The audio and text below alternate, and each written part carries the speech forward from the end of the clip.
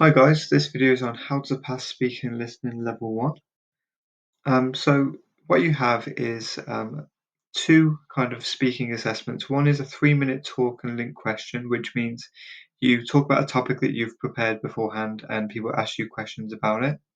And then the other one is a more formal discussion. Um, and they are quite short in length, so they're actually only about 10 to 20 minutes in kind of total um, altogether, really.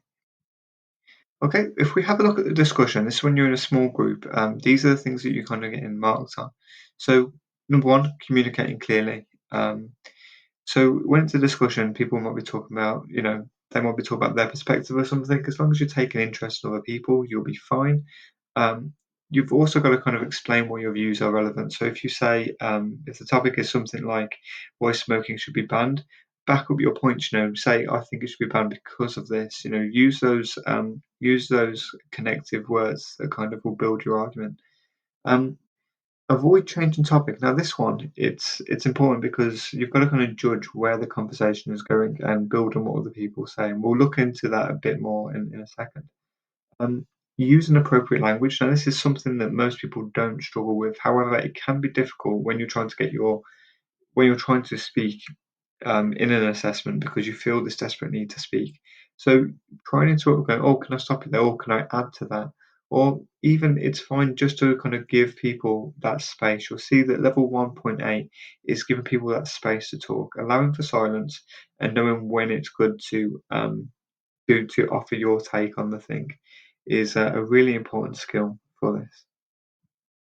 Okay, so some signs of a bad listener that the examiner will be looking for is when someone introduces a topic like this. I have a cat named Betsy, and the person will say, "Today I want to talk about politics." And this is quite common in these types of assessments because people think, they need to talk about the thing they've prepared or they need to get their voice heard.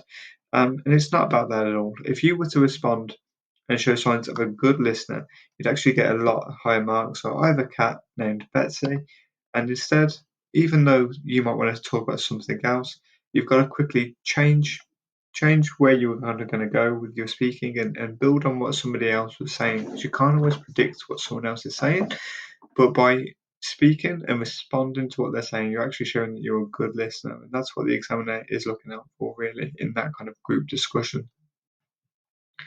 And they can be a little bit awkward.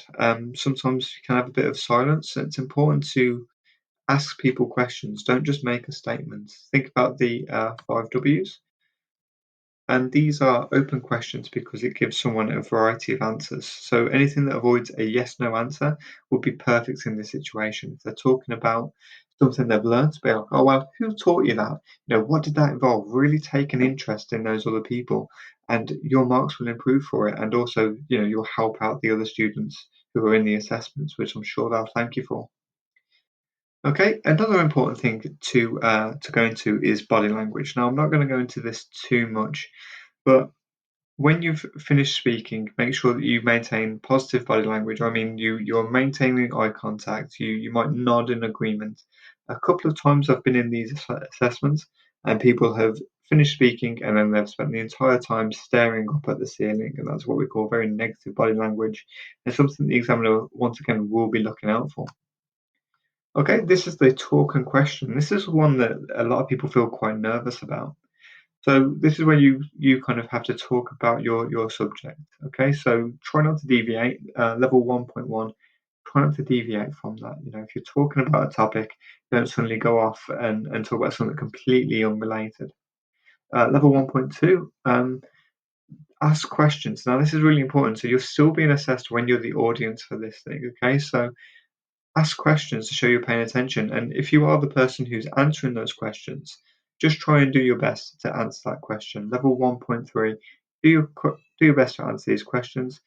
Avoid yes or no and say, "I'm not really sure, I might need to do more research," if you don't know the ins and outs of what they ask you, because you don't need to be an expert on the topic. Okay, level 1.4, speak clearly. Do not rush, but do not simply talk for the sake of talking. It's quite a hard skill to get. Okay, level 1.7, if the topic becomes serious or sad, just adapt the way you speak, okay? It's perfectly fine to laugh in these assessments, just as long as it's appropriate.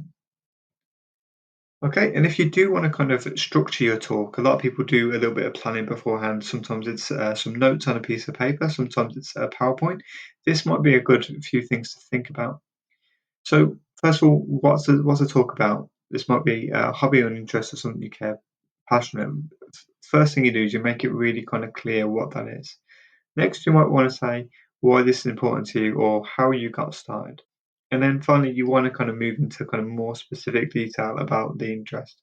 So try and think about anything that's fun, interesting, any kind of anecdotes you have. A final piece of advice for this is if you are going to write something down, make sure you're not staring at that paper all the time. And if you do have a PowerPoint, only do it as a couple of bullet points so that you can, and possibly pictures so that you can refer to it, you can point to it, and it can help you kind of keep on track and give a structure to your presentation, which can be really helpful. Okay, I'll be showing an example of what this will look like in my next video. But if you did like this, please like and subscribe, and hope you all have a great day.